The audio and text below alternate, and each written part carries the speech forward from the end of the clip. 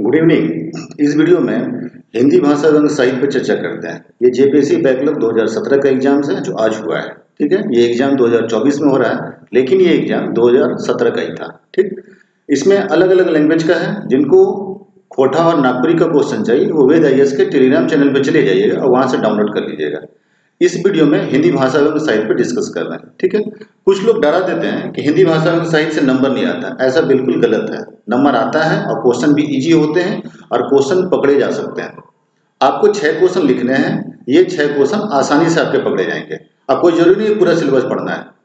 थोड़ा सा smart study अगर कीजिएगा, और जो लोग हैं कि इंजीनियरिंग बैकग्राउंड के हैं उसके लिए तो बहुत आसान है। वो तो थोड़ा टेक्निकल स्टडी करते हैं अपने तरीके से, तो बहुत आसानी से वो 6 क्वेश्चन निकाल भी लेते हैं।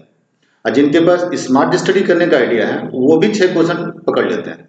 यहाँ पे भी वही कहानी है। आप पहले हिंदी, जो भी हिंदी के स्टूडेंट हैं वो क्वेश्चन देखिएगा। सारे क्वेश्चन जो, पहले बात तो मैं सबको इन्फॉर्म कर दूं कि ये डायरेक्शन जब भी एग्जाम देंगे तो पढ़ लिया करेंगे।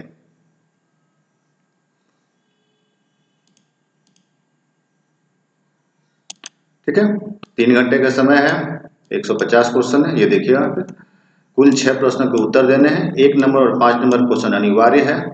ठीक है, और 1 नंबर और 5 में 7-7 प्रश्न है और सभी प्रश्न 5 मार्क्स के हैं। इसको ध्यान में रखेगा। ठीक है, अनिवार्य प्रश्न 1 और प्रश्न 5 के अतिरिक्त प्रत्येक भाग में कम से कम 1 और कुल 4 प्रश्नों का उत्तर दें। तो कोई जरूरी नहीं है कि आपको पूरा सिलेबस पढ़ना है। आप इसमें सेक्शन ए पूरा कर लें, 4 क्वेश्चन पूरा पकड़ लें, और सेक्शन बी में अगर हिंदी भाषा एवं साहित्य और थोड़ा सा रामचरितमानस, कुरुक्षेत्र और कबीरदास, सूरदास, ये सब टॉपिक कर लेंगे तो आपके जो है 6 क्वेश्चन पकड़े जाएंगे।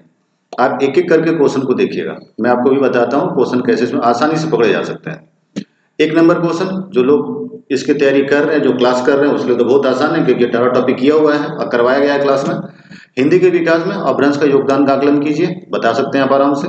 स्वतंत्रता आंदोलन की अवधि में हुए हिंदी के विकास पर परिचय दीजिए, आराम से हो जाएगा। देवनागरी लिपि के विकास पर प्रकाश डालिए, ये भी क्वेश्चन ईजी है।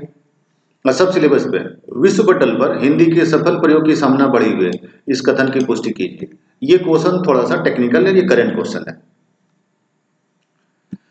काव्य हेतु के महत्व और उपयोगिता पर विचार कीजिए। प्रयोजन मूलक हिंदी के प्रासंगिकता पर विचार कीजिए। सब इजी क्वेश्चन है। कारक के विभिन्न भेदों का उल्लेख करते हुए इसे उदाहरण द्वारा स्पष्ट करें। 5 को लिखना है, आराम से हो जाएगा। ये तो ग्रामर का क्वेश्चन है। दूसरा क्वेश्चन है, हिंदी और उसके क्षेत्रीय बोली के अंतर संबंध से जो राष्ट्रीय एकता स्थापित हुई है वह अद्वितीय है, इस कथन की मीमांसा कीजिए।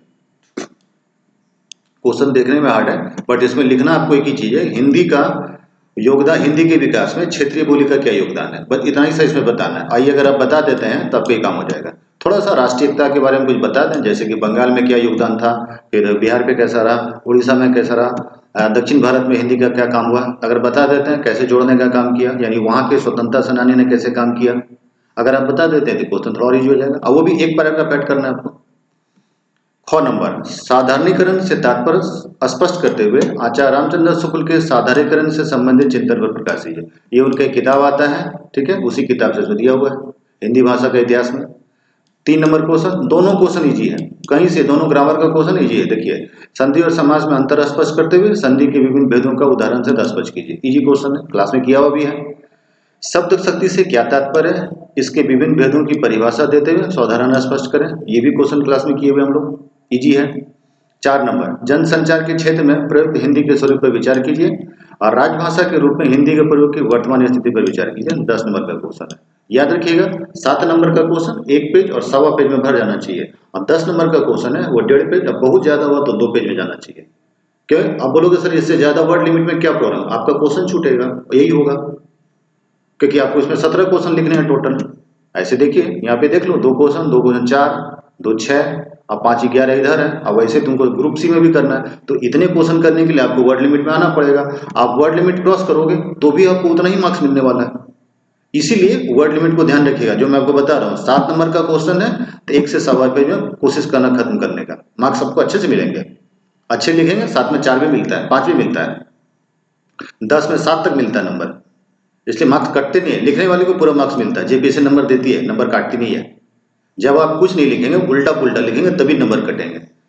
अब एक स्टूडेंट थे, उनका नागपुरी का एग्जाम है, बट वो रोमन लिपि में लिख रहे थे, तो उसमें तो नंबर कटेगा ही कटेगा, 0 नंबर बैठा देगा आपको, इसलिए वैसा गलती मत कीजिए। 5 नंबर, निम्नलिखित प्रश्नों में किन्हीं 5 प्रश्नों का उत्तर दीजिए। हिंदी के साहित्य इतिहास लेखन की परंपरा एवं महत्व पर प्रकाश डालिए। सेकंड है। दूसरा, आचार्य रामचंद्र शुक्ल द्वारा किया गया हिंदी साहित्य के इतिहास का काल विभाजन कितना प्रासंगिक है, इसको भी थोड़ा सा एक्सप्लेन कर देंगे। आदिकालीन साहित्य के प्रमुख प्रवृत्तियों पर प्रकाश डालिए, इजी क्वेश्चन है। भक्ति काल को हिंदी साहित्य का स्वर्ण युग क्यों माना जाता है, इजी क्वेश्चन है। प्रगतिवादी कविताओं की विशेषता को बताइए, ये भी इजी क्वेश्चन है। हिंदी के यात्रा वितान के विकास यात्रा, ये थोड़ा सा टफ क्वेश्चन है, ये क्वेश्चन थोड़ा सा आगे निकल गया, बट आपको इसमें 5 ही क्वेश्चन लिखने हैं। आज छठा क्वेश्चन देखिए, सातवां क्या, हिंदी साहित्य में दलित विमर्श का एक निबंध की, ये भी क्वेश्चन थोड़ा सा आगे निकल गया, इसको थोड़ा डीप में पढ़ना पड़ेगा आपको। लेकिन यहाँ आपको सिर्फ 5 क्वेश्चन लिखने हैं, 1 2 3 4 और 5 से आपका आराम से पूरा आ जाएगा। फिर आइए नेक्स्ट क्वेश्चन देखते हैं। 6 नंबर, कबीर वाणी के डिक्टेटर थे, इस पंक्ति के आलोक में कबीर की भाषा पर विचार कीजिए। बीपीएससी में ये क्वेश्चन 3 बार और यूपीपीसीएस में जब मेंस का एग्जाम सब्जेक्टिव होता था तो ये क्वेश्चन 3 बार पूछा हुआ है। इवन ये क्वेश्चन सिविल सर्विसेज में भी पूछा हुआ है, इसलिए लीजिए। देखिए, प्रेमचंद का उपन्यास भारतीय कृषि जीवन का सच्चा दस्तावेज है, इस कथन का सार्थकता पर विचार कीजिए। ये भी क्वेश्चन पूछा हुआ है सिविल सर्विसेज में। 7 नंबर, राम की शक्ति पूजा में निराला के आत्मसंघर्ष की भी व्यथा कथा है, साधारण स्पष्ट कीजिए। इजी क्वेश्चन है, ये क्वेश्चन आप देखेंगे बीपीएससी में पूछा हुआ है, वहां पे ये क्वेश्चन 40 मार्क्स से 50 मार्क्स का था उस वक्त।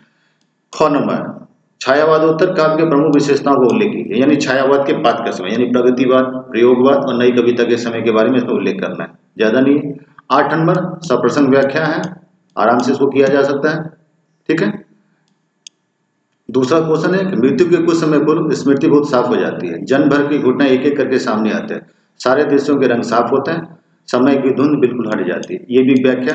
कुछ लोगों को ये कहना था कि सर क्या व्याख्या करना जरूरी है। देखो, व्याख्या में अगर तुमको प्रॉब्लम होती है तो तुमको करने की जरूरत क्या है, तुम चाहो तो यहीं से ये 6 नंबर क्वेश्चन पकड़ लो, काम हो गया, या 7 नंबर क्वेश्चन, इसमें से कोई एक ले लो। 5 तो आपके लिए यहाँ पकड़ा ही जा रहा है कंपलसरी क्वेश्चन में, आप आराम से 5 क्वेश्चन लिख रहे हैं, तो जरूरत भी नहीं है पूरा करने का। क्योंकि व्याख्या वाले में एक क्वेश्चन जो है वो थोड़ा सा ये रहता है, ऐसे देख लो, हिंदी कविता में आदिवासी विमर्श का निबंध कीजिए, तो थोड़ा सा आपको इसमें मेहनत करना पड़ेगा। इतना मेहनत का एक ऐसे करना नहीं पड़ेगा, लगभग आपको 7-8 ऐसे तैयार करना पड़ेगा, तो उससे ज्यादा अच्छा है कि आप इधर वाले टॉपिक को कवर करने का प्रयास कीजिए। क्वेश्चन इजी था, और जिनका 22, 23 और 24 को एग्जाम है, यानी आने वाला जेपीएससी का एग्जाम है, उसके लिए मैं बता दूं ये क्वेश्चन बिल्कुल इजी था। और अगर आप इसमें अच्छे से लिखते हैं तो ऐसी बात नहीं है कि हिंदी में मार्क्स नहीं आता, 110, 115 तक के मार्क्स आए हुए हैं, लास्ट जेपीएससी का रिकॉर्ड में बता रहा हूँ। सभी पेपर में मार्क्स आते हैं, कोटा में भी मार्क्स आता है, नागपुरी में भी मार्क्स आता है, हिंदी में मार्क्स आता है, पंच परगनिया में भी मार्क्स आता है। इतना ही नहीं है, इंग्लिश में भी मार्क्स देते हैं, निर्भर करता है कि आप कितना अच्छा लिख पा रहे हैं। अगर आप अच्छे से लिखेंगे आपको हर पेपर में मार्क्स मिलेगा। सब्जेक्ट सोच समझ के चयन करना चाहिए, ठीक है। क्वेश्चन इजी था, इसमें कोई शक नहीं। जो हिंदी वाले हैं उनको बस अभी भी टाइम है, अगर आपको लगता है कहीं कुछ गाइडलाइन की जरूरत है, कुछ हेल्प की जरूरत है, ऊपर दिए हुए नंबर पे आप हमसे कांटेक्ट कर सकते हैं, मुझसे आपके लिए जो होगा मैं आपको हेल्प कर दूंगा। Okay, good day.